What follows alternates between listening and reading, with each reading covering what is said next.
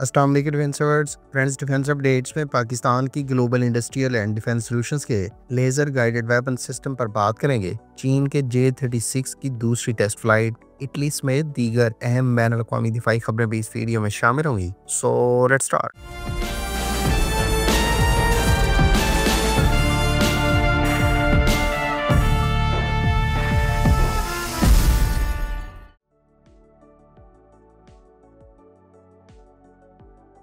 Friends, Pakistan की गिड्स ने ITX दिफाई नुमाइश के मौके पर टीपू वेपन सिस्टम के नाम से कैनन लॉन्च गाइडेड प्रोटोटाइप मुतारिफ कराए हैं जो 155 मिलीमीटर की हर्ट्ज के साथ कंपैटिबल है। टीपू बुनियादी तौर पर fin stabilized rocket assisted 155 millimetre का कैनन लॉन्च गाइडेड प्रोटोटाइप है जो 20 किलोमीटर की रेंज पर अदाब को पिन पॉइंट एक्यूरेसी से निशाना बना सकता है। टीपू वेपन सिस्टम गिड्स की जानिब से मुतारिफ कराए जाने वाला एक ऐसा वेपन सिस्टम है जिसे 155 मिलीमीटर की हर्ट्ज से ग्राउंड बेस्ड आदाब जैसा कि सिविल स्ट्रक्चर्स, बंकर्स, ब्रिजेस और कमांड एंड कंट्रोल सेंटर्स के अलावा फील्ड डेपोज और आर्मर्ड व्हीकल समेत रॉकेट लॉन्चर्स को डिस्ट्रॉय करने के लिए इस्तेमाल किया जा सकता है। ये एक सेमी एक्टिव लेजर गाइडेंस इस्तेमाल करता है और टीपू वेपन सिस्टम की एक और ख़ास बात यह है कि ये 155 मिलीमीटर की ऐसी हर्ट्ज़ जो 39, 45 और 52 कैलिबर इस्तेमाल करती हैं उन सब के साथ कंपैटिबल है। ये सिस्टम मूविंग और स्टेशनरी अहदाफ को निशाना बना सकता है। इससे न सिर्फ पाकिस्तान आर्मी के ज़ेर इस्तेमाल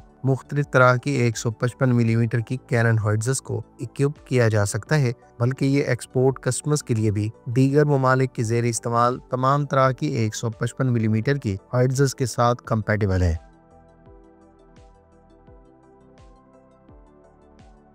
यूएई के बारे में इतलात है कि वो तुर्की के कान 5th जनरेशन कॉम्बैट एयरक्राफ्ट के फाइटर जेट प्रोग्राम में दिलचस्पी रखता है। तुर्क एरोस्पेस इंडस्ट्रीज के सीईओ ने यूएई में होने वाली आईडेक्स दिफाई नुमाइश के मौके पर मीडिया नुमाइंदों से बातचीत करते हुए कहा है कि यूएई की जानिब से न सिर्फ कान 5th generation combat aircraft platform में दिलचस्पी दिखाई गई है, बल्कि दोनों ममालिक एक मुश्तरका एयर प्लेटफॉर्म पर भी काम कर सकते हैं। जबकि उनका मजीद कहना था कि Kaan 5th generation combat aircraft programme में बैनुल अक़वामी कस्टमर्स की जानिब से आईडेक्स दिफाई नुमाइश के मौके पर खासी अटेंशन हासिल हुई है। उन्होंने इस मौके पर मीडिया से बातचीत करते हुए इस बात की तस्दीक की है कि तुर्क aerospace industries UAE based defence firm Claudius के साथ तुर्कुस ट्रेनर एयरक्राफ्ट से मुतालिक कोलैबोरेशन पर पहले ही साइन कर चुकी है। तुर्क एरोस्पेस इंडस्ट्रीज के सीईओ का मजीद कहना था कि यूएई ने टीएआई के अटक हेलीकॉप्टर में भी खसूसी दिलचस्पी का इजहार किया है, जबकि यूएई इससे पहले ही अटक 1 हेलीकॉप्टर को टेस्ट कर चुकी है।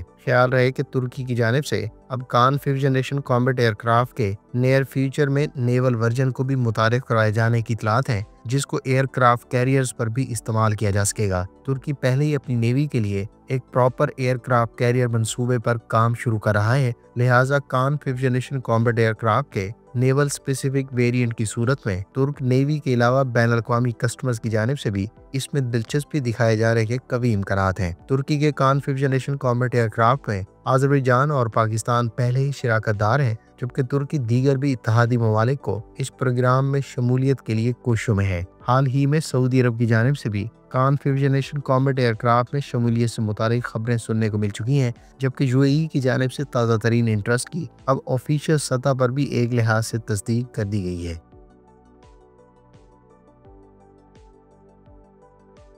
इटालियन आर्मी के बारे में इतलात हैं कि उसने इब्तदाई AW249 फीनिक्स कॉम्बैट हेलीकॉप्टर्स का ऑर्डर पहले ही प्लेस कर दिए हैं। इटालियन आर्मी की जानिब से इब्तदाई तौर पर लेनार्डो के तैयार करदा 17 AW249 Phoenix attack helicopters acquire किए जा रहे हैं, जिन्हें नियर फ्यूचर में इटालियन आर्मी की मॉडर्नाइजेशन प्रोग्राम के तहत आर्मी में बाकायदा इंडक्ट किया जाएगा। इस इनिशिएटिव का ऐलान बुनियादी तौर पर 2017 में किया गया था, जिसके तहत लेनार्डो की जानिब से टोटल 48 इटालियन आर्मी के लिए तैयार किए जाएंगे और ये हेलीकॉप्टर्स इटालियन आर्मी की सर्विस में मौजूद A2129 मंगुस्टा हेलीकॉप्टर्स को रिप्लेस करेंगे, जिन्हें 90s में सर्विस में बाकायदा शामिल किया गया था। मीडिया रिपोर्ट्स के मुताबिक इब्तदाई 17 प्लेटफॉर्म्स लेनार्डो की जानिब से 2027 में इटालियन आर्मी को डिलीवर करना शुरू किए जाएंगे। लेनार्डो के सोर्सेज के मुताबिक इस वक्त 4 हेलीकॉप्टर्स फ्लीट में बाकायदा इंडक्शन से पहले असेसमेंट के प्रोसेस से गुजर रहे हैं और इन हेलीकॉप्टर्स को हाल ही में इटालियन आर्मी के लिए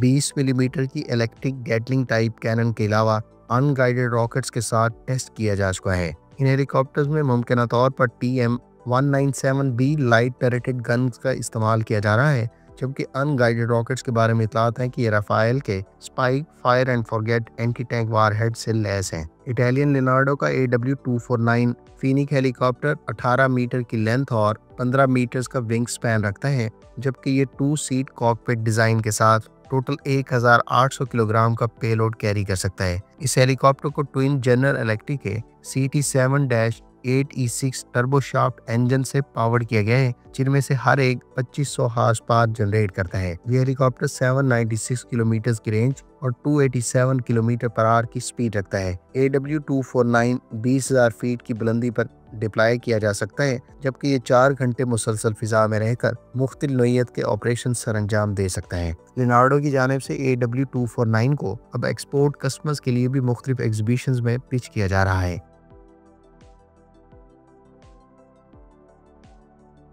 फ्रेंड्स, चीन के J-36 नेक्स्ट जनरेशन कहे जाने वाले कॉम्बैट एयरक्राफ्ट के पहले प्रोटोटाइप की दूसरी मरतबा भी फ्लाइट टेस्ट कंडक्ट की गई है। गो कि ये खबर अभी भी अनकन्फर्म्ड है, ताहम इस बात के कवी इम्कानात हैं कि J-36 के पहले प्रोटोटाइप की सेकंड फ्लाइट टेस्ट भी कंडक्ट कर दी गई है। आमतौर पर प्रोटोटाइप फेज में एयरक्राफ्ट की कई तरह की फ्लाइट टेस्ट कंडक्ट की जाती हैं, जिसका बुनियादी मकसद परफॉर्मेंस को असेस करना, इसके अलावा इब्तदाई तौर पर एयरक्राफ्ट से मुतालिक डाटा गैदरिंग के साथ साथ टेक्निकल फाइंडिंग्स को रिफाइन करना होता है। इस किस्म के टेस्ट एयरक्राफ्ट की डेवलपमेंट में क्रूशल रोल प्ले करते हैं, जो प्रोडक्शन की नेक्स्ट स्टेज में एंटर होने से पहले कई तरह की इम्प्रूवमेंट्स को इंश्योर करने का बाइस बनते हैं। यहाँ ये बात काबिल जिक्र है कि गुज़श्ता बरस के एंड पर चीन ने 2 नेक्स्ट जनरेशन कहे जाने वाले कॉम्बैट एयरक्राफ्ट J-36 और J-50 की वीडियोस अनऑफिशियल सतह पर रिलीज की थी। चीन के J-36 को नेक्स्ट जनरेशन कॉम्बैट एयरक्राफ्ट करार दिया जाता है और चीन इसके साथ साथ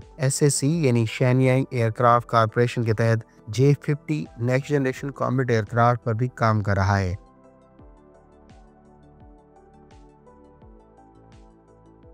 ऑस्ट्रेलियन मिनिस्ट्री ऑफ डिफेंस का कहना है कि ऑस्ट्रेलियन आर्मी को अमरीकी साख्ता ब्लैक हॉक हेलीकॉप्टर्स, जो उसकी आर्म फोर्सेस को अब से कुछ अर्सा पहले प्रोवाइड किए गए हैं, उन्होंने इनिशियल ऑपरेशनल कैपेबिलिटी हासिल कर ली है। ऑस्ट्रेलिया के डिपार्टमेंट ऑफ डिफेंस ने ऐलान किया है कि UH-60M Black Hawk helicopters medium lift utility helicopters हैं और इन्होंने आर्म फोर्सेस में इंडक्शन के बाद अब इनिशियल ऑपरेशनल कैपेबिलिटी हासिल की है। ख्याल रहे कि ऑस्ट्रेलिया ने तकरीबन $2 अरब की लागत से एक प्रोग्राम शुरू किया था, जिसके तहत उसकी आर्मी में मौजूद MRH-90 हेलीकॉप्टर्स को रिप्लेस करने का फैसला किया गया था। MRH-90 हेलीकॉप्टर्स को दिसंबर 2024 में रिटायर करना शुरू कर दिया गया था, जबकि उसे अमरीकी साख्ता ब्लैक हॉक हेलीकॉप्टर्स की डिलीवरी का आगाज अगस्त 2023 में हुआ था। अब तक ऑस्ट्रेलिया को 12 ब्लैक हॉक हेलीकॉप्टर्स डिलीवर किए जा चुके हैं, जबकि उसे टोटल हेलीकॉप्टर्स की डिलीवरी की तादाद 40 तक ले जाई जाएगी। इन हेलीकॉप्टर्स को counter terrorism drills, humanitarian assistance और दीगर मिशंस के लिए इस्तेमाल किया जा सकता है। ऑस्ट्रेलियन मिनिस्ट्री ऑफ डिफेंस की जानिब से मजीद कहा गया है कि इस किस्म के 7